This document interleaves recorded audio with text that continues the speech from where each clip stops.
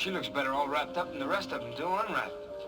Her looks were so stunning that she was dubbed the most beautiful woman in the world. Smoldering sensuality with an exotic accent to match.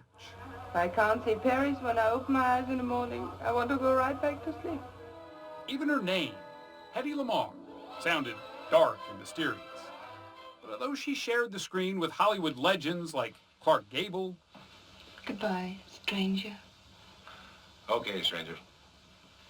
Spencer Tracy, Well, you're not going to sit in that hotel room all alone, are you? Why don't you go to a movie?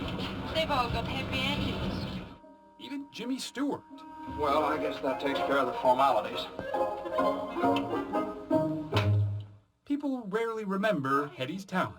Most remember only that face.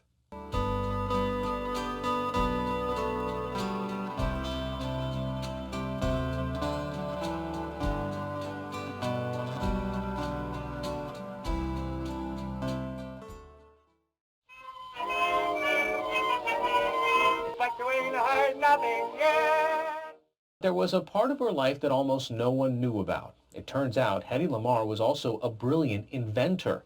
Inventing was her hobby.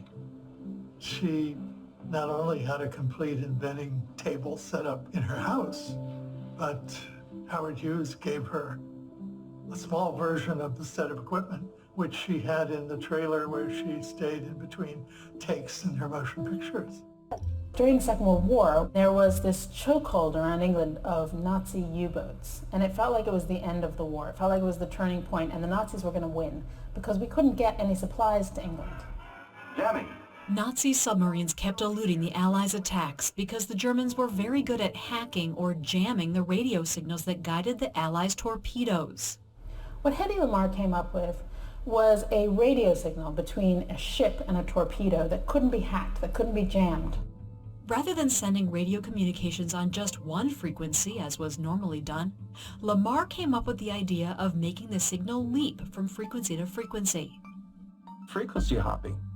You couldn't jam it because you'd only jam a split second of it in a single frequency.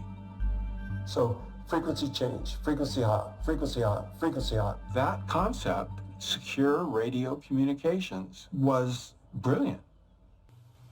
If you understand the technology that we're talking about, then you might recognize that it is a very early version of something called spread spectrum communication technology. And it works from the idea that if you broadcast a signal over multiple shifting frequencies, then you can broadcast a much stronger signal with less interference.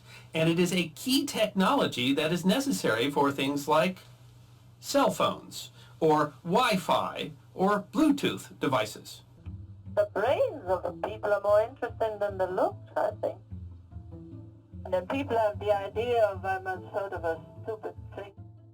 I was different, I guess. Maybe I came from a different planet, who knows? But whatever it is, inventions are easy for me to do.